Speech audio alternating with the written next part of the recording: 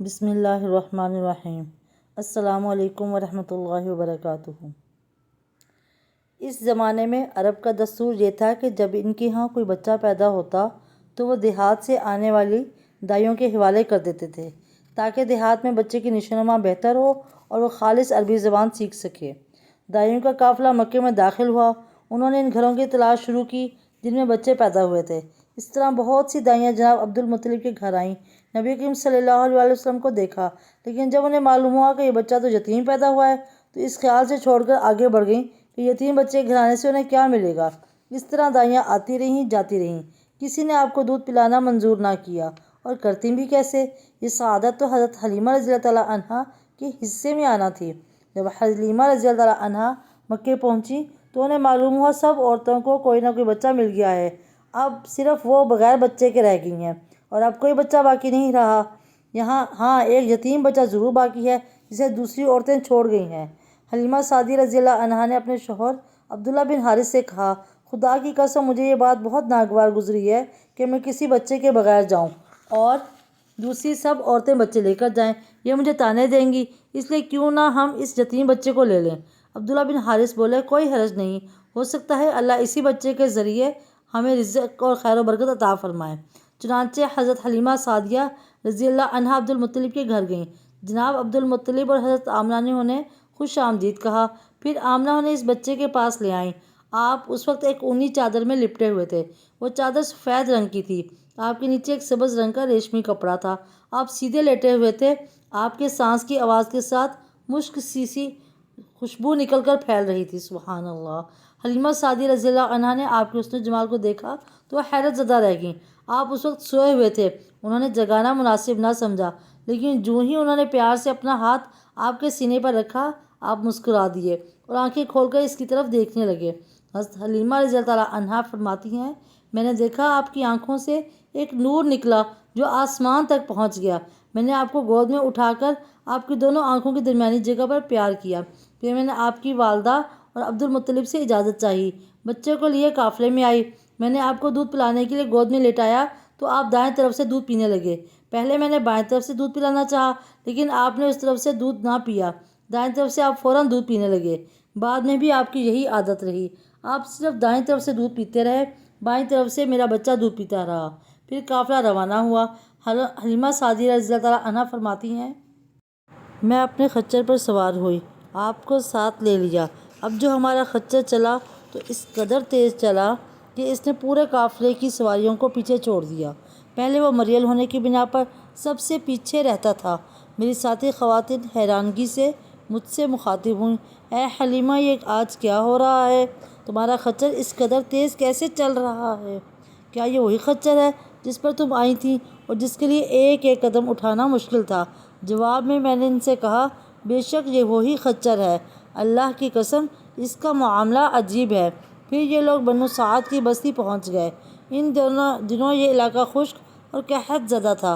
حلیمہ سعدیہ رضی اللہ عنہا فرماتی ہیں، اس شام جب ہماری بکریاں چر کر واپس آئیں تو ان کے تھن دودھ سے بھرے ہوئے تھے، جبکہ اس سے پہلے ایسا نہیں تھا، ان میں سے دودھ بہت کم اور بہت مشکل سے نکلتا تھا۔ ہم نے اس دن اپنی بکریوں کا دودھ دوہا تو ہمارے سارے برتن بھر گئے اور ہم نے جان لیا کہ یہ ساری برکت اس بچے کی وجہ سے ہے۔ آس پاس کی عورتوں میں بھی یہ بات پھیل گئی، ان کی بکریاں بدستور بہت کم دودھ دے رہی تھیں، غرض ہمارے گھر میں ہر طرف ہر چیز میں برکت نظر آنے لگی۔ دوسرے لوگ تعجب میں رہے۔ اس طرح 2 ماہ گزر گئے۔ 2 ماہ ہی میں آپ چلنے پھرنے لگے۔ آپ صلی اللہ علیہ وسلم 8 ماہ کے ہوئے تو باتیں کرنے لگے اور آپ صلی اللہ علیہ وسلم کی باتیں سمجھ میں آتی تھیں۔ 9 ماہ کی عمر میں تو آپ بہت صاف گفتگو کرنے لگے۔ اس دوران آپ کی بہت سی برکات دیکھنے میں آئیں۔ حلیمہ سعدیہ فرماتی ہیں، جب میں آپ کو اپنے گھر لے آئی تو بنو سعد کا کوئی گھرانہ ایسا نہ تھا جس سے مشک کی خوشبو نہ آتی ہو۔ سبحان اللہ۔ اس طرح سب لوگ آپ سے محبت کرنے لگے۔ جب ہم نے آپ کا دودھ چھڑایا تو آپ کی زبان مبارک سے یہ الفاظ نکلے، اللہ اکبر کبیرن والحمد للہ کثیرن وسبحان اللہ بکرۃ و اصیلا، یعنی اللہ بہت بڑا ہے، اللہ تعالیٰ کے لیے بے حد تعریف ہے اور اس کے لیے صبح اور شام پاکی ہے۔ پھر جب آپ 2 سال کے ہو گئے تو ہم آپ کو لے کر آپ کی والدہ کے پاس آئے۔ اس عمر کو پہنچنے کے بعد بچوں کو ان کے ماں باپ کے حوالے کر دیا جاتا تھا۔ ادھر ہم آپ کی برکات دیکھ چکے تھے اور ہماری آرزو تھی کہ ابھی آپ کچھ مدت اور ہمارے پاس رہیں۔ چنانچہ ہم نے اس بارے میں آپ کی والدہ سے بات کی۔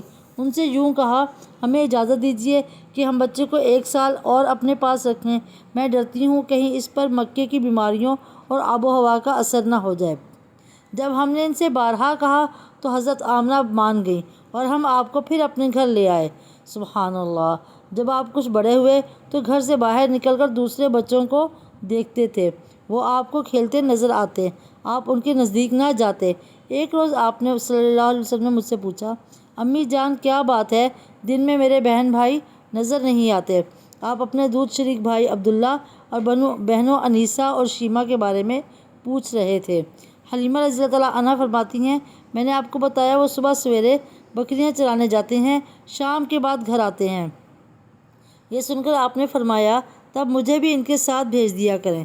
اس کے بعد آپ اپنے بھائی بہنوں کے ساتھ جانے لگے۔ آپ خوش خوش جاتے اور واپس آتے۔ ایسے میں ایک دن میرے بچے خوف زدہ انداز میں دوڑتے ہوئے آئے اور گھبرا کر بولے، امی جان جلدی چلیے ورنہ ہمارا بھائی محمد ختم ہو جائیں گے۔ اللہ اکبر! یہ سن کر ہمارے تو ہوش اڑ گئے۔ دوڑ کر وہاں پہنچے، ہم نے آپ کو دیکھا، آپ کھڑے ہوئے تھے، رنگ اڑا ہوا تھا، چہرے پر زردی چھائی ہوئی تھی۔ یہ اس لیے نہیں تھا کہ آپ کو سینہ چاک کیے جانے سے کوئی تکلیف ہوئی تھی، بلکہ ان فرشتوں کو دیکھ کر آپ کی یہ حالت ہوئی تھی۔ حلیمہ سعدیہ رضی اللہ تعالیٰ عنہ فرماتی ہیں، ہم نے آپ سے پوچھا کیا ہوا تھا؟ آپ صلی اللہ علیہ وسلم نے بتایا، میرے پاس 2 آدمی آئے، وہ سفید کپڑے پہنے ہوئے تھے، وہ دونوں حضرت جبرائیل اور حضرت میکائیل علیہ السلام تھے۔ ان دونوں میں سے ایک نے کہا، کیا یہ وہی ہے؟ دوسرے نے جواب دیا، ہاں یہ وہی ہیں۔ پھر وہ دونوں میرے قریب آئے، انہوں نے مجھے پکڑا اور لٹا دیا۔ اس کے بعد انہوں نے میرا پیٹ چاک کیا اور اس میں سے کوئی چیز تلاش کرنے لگے۔ آخر انہیں وہ چیز مل گئی اور انہوں نے اسے باہر نکال کر پھینک دیا۔ میں نہیں جانتا وہ کیا چیز تھی۔ اس چیز کے بارے میں دوسری روایت میں یہ وضاحت ملتی ہے کہ وہ سیاہ رنگ کا ایک دانہ سا تھا۔ یہ انسان کے جسم میں شیطان کا گھر ہوتا ہے اور شیطان انسان کے بدن میں یہیں سے اثرات ڈالتا ہے۔ حلیمہ سعدیہ رضی اللہ تعالیٰ عنہ فرماتی ہیں، پھر ہم آپ کو گھر لے آئے۔ اس وقت میرے شوہر عبداللہ بن حارث نے مجھ سے کہا، حلیمہ مجھے ڈر ہے کہیں اس بچے کو کوئی نقصان نہ پہنچ جائے، اس لیے اسے اس کے گھر والوں کے پاس پہنچا دو۔ میں نے کہا ٹھیک ہے۔ پھر ہم آپ کو لے کر مکے کی طرف روانہ ہوئے۔ جب میں مکے کے بالائی علاقے میں پہنچی تو آپ اچانک غائب ہو گئے۔ میں حواس باختہ ہو گئی۔ اللہم صلی علی محمد وعلی آل محمد کما صلیت علی ابراہیم وعلی آل ابراہیم انک حمید مجید۔ اللہم بارک علی محمد وعلی آل محمد کما بارکت علی ابراہیم وعلی آل ابراہیم انک حمید مجید۔